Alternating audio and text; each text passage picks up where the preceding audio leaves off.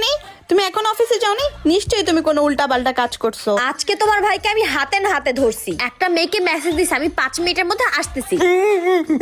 কি? হ্যাঁ, আমি ওই মেয়ের নাম ইন্টারনেটে সার্চ করছি। ওই মেয়ের নাম হচ্ছে জান্নাত। কি জান্নাত?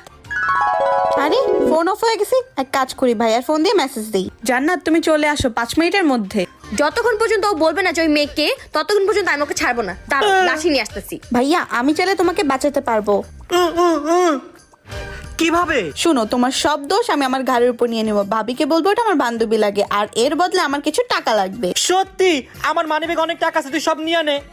দেখো তোমার কাজ এক চুটকেতে হয়ে যাবে। এই, তুমি আমাকে আগে কেন বলো না যেটা ঋতুর বান্ধবী ছিল? তুমি কি আমাকে বলার সুযোগ দিয়েছো? আচ্ছা সরি। হ্যাঁ, আমি তোমার জন্য এখনই মজার খাবার বানিয়ে নিয়ে আসছি। সরি ভাই, ঋতু আপনার মোবাইল দিয়ে আমাকে মেসেজ দিয়েছিল। তার মানে ও আমাকে বোকা বানিয়ে আমার সবগুলো টাকা নিয়ে গেছে। ঋতু!